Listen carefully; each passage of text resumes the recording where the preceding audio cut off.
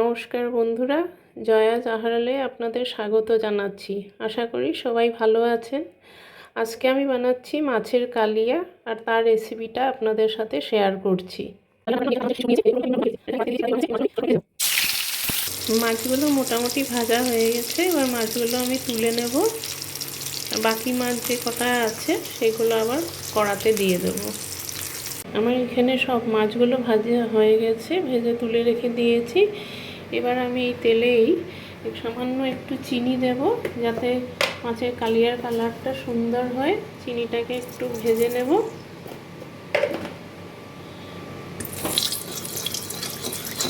চিনিটা লাল হয়ে গেছে। এবার আমি এখানে প্লেটে দুটো পেঁয়াজকে গ্রেট করে রেখেছি, এখানে আদা রসুন পেস্ট করেছি, দুটো শুকনো লঙ্কা, দুটো তেজপাতা আর 4-5টা কাঁচা লঙ্কা নিয়েছি।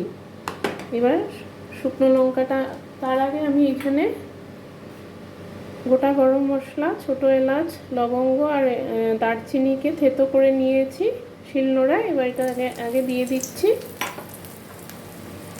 তারপরে শুকনো লঙ্কাটা দিয়ে দিচ্ছি।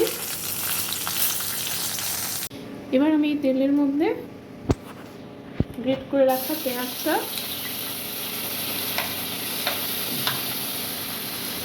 আর রসুন বাটাটা দিয়ে দিচ্ছি।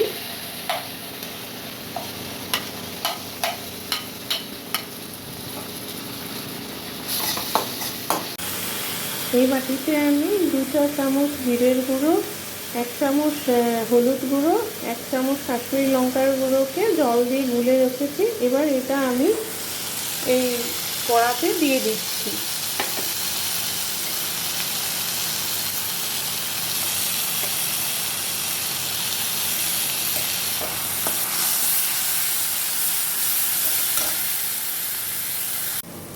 তেজপাতা দুটো দিয়ে দিলাম, আর এখানে আমি একটা বড় সাইজের টমেটো কেটে রেখেছি, এই টমেটোটা এর মধ্যে দিয়ে দিলাম।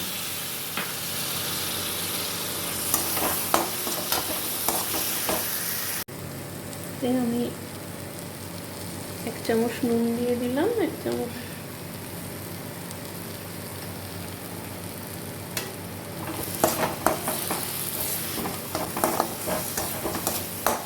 মশলাটা ভাজা ভাজা হয়ে গেছে। তো এবার এটাতে আমি সামান্য ফোটানো জল, গরম জল দিয়ে দেব। তো এবার আমার এখানে কালিয়ার গ্রেভিটা মোটামুটি হয়ে গেছে। এখানে চিড়ে রাখা আমি কাঁচা লঙ্কাগুলো এবার এটাতে দিয়ে দেব, আর ভেজে রাখা মাছগুলো এটার মধ্যে দিয়ে দিচ্ছি।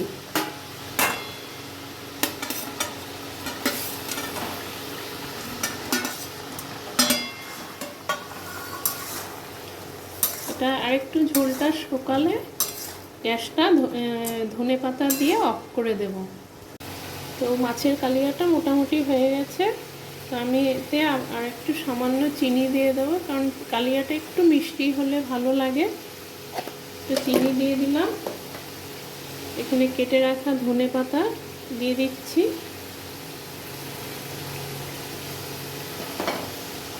আর 1 চামচ গরম মশলার গুঁড়ো, 1 চামচের থেকে কম গরম মশলার গুঁড়ো দিয়ে দিলাম। একটু নাড়াচাড়া করে আমি গ্যাসটা অফ করে দিচ্ছি।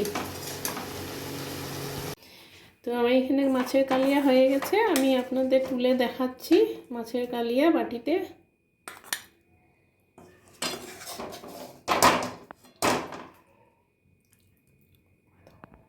তো এই যে মাছের কালিয়া আমি বাটিতে নামিয়ে নিয়েছি।